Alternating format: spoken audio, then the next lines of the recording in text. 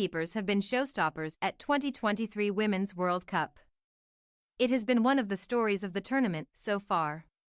From the start of the 2023 FIFA Women's World Cup in Australia and New Zealand, the quality of goalkeeping has been off the charts.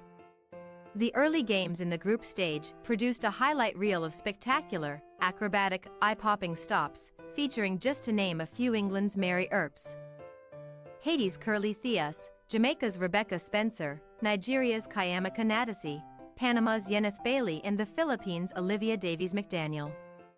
I've seen a number of phenomenal saves so far from every goalkeeper that's played. United States starting goalkeeper Alyssa Naeher told Fox Sports in the mixed zone following the Americans' 1-1 tie with the Netherlands on Wednesday. As the backstop for the title favorites and two-time defending champs, Naeher has been less busy than just about any keeper so far. Through two matches, the 35-year-old, whose penalty save of England's Steph Houghton in extra time of the 2019 semis was one of the key moments of the USWNT repeating, has officially faced just one shot on goal, Dutch forward Jill Roord's goal. But for almost every other team, the goalkeeping has been front and center. The statistics prove as much. Through Friday's match between Argentina and South Africa, just past the halfway point of the first round, 23 clean sheets had been posted compared to just 25 during the entire group stage 4 years ago in France.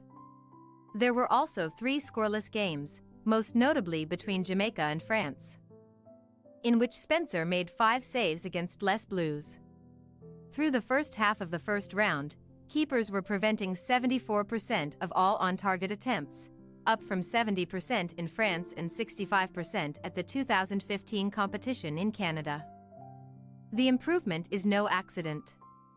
People are now understanding that if you have a good goalkeeper, anything is possible. Your keeper can keep you in a game, said former Canada netminder Karina LeBlanc, a veteran of 5 World Cups who is working as an analyst for Fox Sports this summer in Sydney. There's increased investment in the position now, coaching education programs for goalkeeper coaches.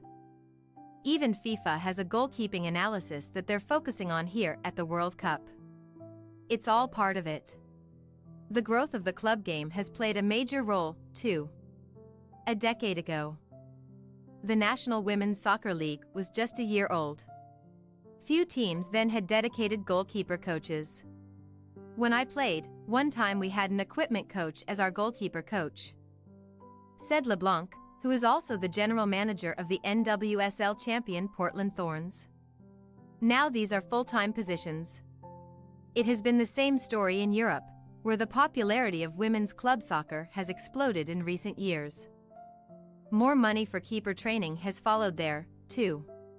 The leagues around the world are getting better and better, said Naeher, who plays for the NWSL's Chicago Red Stars. Every goalkeeper is getting to grow and evolve and see high-level opponents week in and week out. And not just in games. Even when you're facing your own teammates in training every day, you're getting better because the quality is just very high, Naeher added. Definitely now you're seeing the results of that. The huge stakes and increased prize money at this Women's World Cup have moved national teams to put more emphasis on making sure their keepers are as prepared as possible. The increased exposure of the women's club game means there's a lot more data for countries' keeper coaches to pore through. It has made a difference. Only 4 of the first 8 penalty kicks taken at Australia-New Zealand 2023 were converted by the takers. 3 of those were saved. In Nigeria's first match, Nadisi pawed away a 12-yard try by Canada's Christine Sinclair, the top scorer, men's or women's, in the history of international soccer. Costa Rica's Daniela Solera thwarted Spain's all-time goals leader Jennifer Hermoso. Vietnam's Tran Thi Kim Ton stoned U.S. star Alex Morgan in the Americans' opening 3-0 win. Anyone facing Alex Morgan, for example, is definitely going to know how many times she's shot to the right and how many times she's gone left. LeBlanc said. Goalkeeper coaches are studying the shooters they're up against. They're studying everything. The athleticism of keepers has also increased. shots into the top corners used to be virtually unstoppable in the women's game. LeBlanc said that clearly hasn't been the case this month. The position has become more attractive to ringier, more powerful youngsters in part because of the past heroics of now retired World Cup legends such as Brianna Scurry and Hope Solo. Being a keeper has become significantly cooler. More little girls want to be in goal than ever before. And once they're in the so-called Goalkeepers Union, the training they now receive is specialized and top-notch. When Mary Earps made that save against Haiti, she has probably done that thousands of times in practice, LeBlanc said. With the Thorns, our goalkeepers will train that block position all the time. We didn't do that kind of save back when I played. That's not random. They do have to train for that.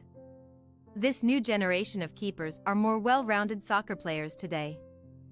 2. Both on the men's and women's side of the sport, there has been a huge emphasis on building possession from back to front over the last decade. Keepers don't simply punt the ball as far as they can as often anymore. More and more, they are expected to be able to pass as well as they can turn aside shots.